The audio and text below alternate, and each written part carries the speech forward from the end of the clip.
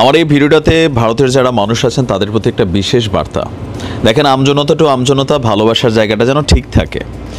রাষ্ট্রীয় যেই রাজনৈতিক দলগুলো আছে আমাদের দেশে, বিভিন্ন দেশেই, ভারত বলেন বাংলাদেশে বলেন, তো এখানে রাজনৈতিক দলগুলোর মধ্যে একটা কোরাম ক্রিয়েট হয়, আবার দেশভিত্তিকও একটা কোরাম কিন্তু ক্রিয়েট হয়। আর এই ক্রিয়েটের কারণে রাজনৈতিকভাবে সরকারগুলোর মধ্যে সৌহার্দ্যপূর্ণ সম্পর্ক থাকলেও জনগণের মধ্যে এই সৌহার্দ্যপূর্ণ সম্পর্কটা অবনতি ঘটে, মাঝে মাঝে আবার উন্নতিও ঘটে।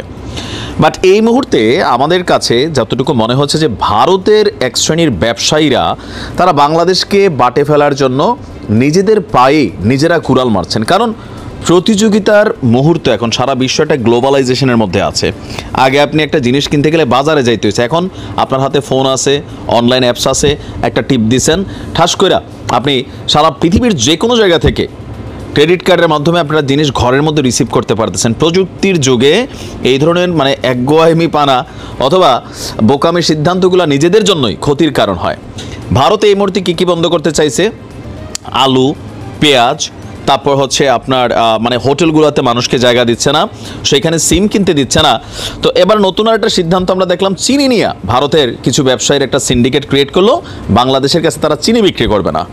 তো এখন আমাদের সামনে রমজান মাস আসছে, স্বাভাবিকভাবে চিনির চাহিদা বাড়বে। তো এই মুহূর্তে সরকার ভারতের চিরশত্রু পাকিস্তানের কাছ থেকে যে ডিল করেছে, এই ডিলের পর ভারতের যারা ব্যবসায়ী আছেন বা সিন্ডিকেট কবলে যারা মোটামুটি এটাকে নিয়ন্ত্রণ করতে চায়, তাদের তো ভাই মাথার মধ্যে একটা ঘা পড়ছে। এখন কেউ কেউ বলবে যে না, তোমাদের কাছে বিক্রি করবো না। তো ভাই, আপনি উৎপাদন করেন ব্যবসা করার জন্যই তো, তাই না? আপনি দেখবেন রাশিয়া ইউক্রেনের মধ্যেও, রাশিয়া এবং আমেরিকার মধ্যে এই যে যুদ্ধ চলছে, কিন্তু তাদের ব্যবসার মধ্যে এটার কিন্তু কোনো প্রভাব ফেলে নাই। রাশিয়া যুক্তরাষ্ট্র যুদ্ধ চলছে, একদম কি বলা দা কুড়াল সম্পর্ক, কিন্তু এরপরেও রাশিয়া যুক্তরাষ্ট্রের মার্কেটে ব্যবসা করছে, যুক্তরাষ্ট্র রাশিয়ার মার্কেটে ব্যবসা করছে। চীন আমেরিকার মধ্যে আপনি দেখেন একটা দা কুড়াল সম্পর্ক, কিন্তু এক দেশ আরেক দেশের সাথে ব্যবসা করছে, তাই না? কিন্তু আমাদের আমজনতার মধ্যে এই একটা ফিলিংস চলেছে, না তোমাদের কাছে বেচবো না, তোমরা না খাইয়া মরবা। ভাই, টাকা হইলে বাঘের দুধ মিলে, আপনার এটা বোঝা উচিত। পাকিস্তানের কাছ থেকে এই প্রথমবারের মতন ঐতিহাসিক একটা বাণিজ্য হয়েছে চিনির ইস্যুতে। 25,000 টন চিনি কিনেছে বাংলাদেশ। আপনার আগামী মাসেই এই চিনি বাংলাদেশের চট্টগ্রাম বন্দরে এসে পৌঁছাতে যাচ্ছে।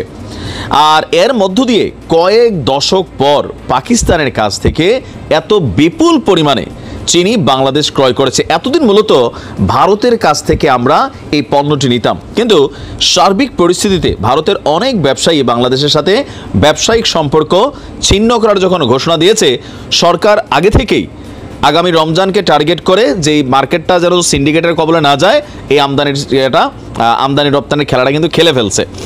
আপনার এক প্রতিবেদনে এই তথ্য জানিয়েছে পাকিস্তানি সংবাদ মাধ্যম দ্য নিউজ ইন্টারন্যাশনাল। বলা হয়েছে, পাকিস্তানের কাছ থেকে 25,000 টন চিনি কিনেছে বাংলাদেশ, যা আগামী মাসে করাচি বন্দর থেকে চট্টগ্রাম বন্দরে পৌঁছাবে। আর আপনারা জানেন, স্বাধীনতার পরে প্রথমবারের মতন করাচি টু চট্টগ্রাম কয়েকবার কিন্তু জাহাজ আপ ডাউন করেছে। আর প্রধানমন্ত্রী শাহবাজ শরীফের অনুমোদনের পর এই বছর কম বেশি 6 লক্ষ টন চিনি রপ্তানির চুক্তি করেছে পাকিস্তানের চিনি শিল্প। এর মধ্যে 70,000 টন যাবে এশিয়ার দেশগুলোতে। থাইল্যান্ড পাকিস্তানের চিনি শিল্প থেকে 50,000 টন কিনে পাকিস্তানের চিনি ব্যবসায়ীদের কর্মকর্তা মজিদ মালিকের মতে উপসাগরীয় রাষ্ট্র, আরব দেশ, আফ্রিকান দেশগুলো এতদিন পাকিস্তান থেকে চিনি কিনলেও প্রথমবারের মতন বাংলাদেশ আপনার সেখান থেকে চিনি কিনেছে। এই চিনি রপ্তানি থেকে পাকিস্তানের অর্থনীতিতে 400 থেকে 500 মার্কিন ডলার, তারা মিলিয়ন, 400 থেকে 500 মিলিয়ন মার্কিন ডলার আয় করবে। মূলত চিনি শিল্প দক্ষিণ এশিয়ার এই দেশটির জন্য একটি প্রধান বৈদেশিককারী, মুদ্রা উপার্জনকারী শিল্প হয়ে উঠেছে। আর আমরা যদি দেখি যে আপনার পাকিস্তানের 80টিরও বেশি চিনিকল আপনার উৎপাদনে নেমেছে, অনেক কিছু হচ্ছে। তো এই যে আমরা পাকিস্তান থেকে কিনলাম 400-500 মিলিয়ন ডলারের বা 200-250-100 মিলিয়ন ডলারের, এই টাকাটা তো ভারতের কাছে যাইতো, তাই না? তাদের অর্থনীতি আরও চাঙ্গা হইতো, কৃষকরা লাভবান হইতো, সেখানে কর্মসংস্থান তৈরি হইতো। তো এই ধরনের খেলা ভারত বরাবরই আমার কাছে মনে হচ্ছে এই গেল 4-5 দিন যাবত তারা যেগুলো করছে, নিজেরাই নিজেদের বাটে পড়বে। এখানে বাংলাদেশ কোনো বাটে পড়বে না, কারণ বর্তমান যুগটা গ্লোবালাইজেশনের যুগ। অনলাইনে ব্যবসা করার জন্য হাজার কোম্পানি আপনার ঘরের মধ্যে এসে বসে থাকে। আর প্রত্যেকটা রাষ্ট্র আপনার আমদানি রপ্তানিতে কিন্তু ভর্তুকি দেয়, যেন বিকশিত হয়। আপনি চীনকে দেখেন। তো ভারতের এই ধরনের গোয়ার তুমি সিদ্ধান্ত নিজেদের জন্যই আসলে অকল্যাণ বয়ে আনবে। ভালো থাকুন।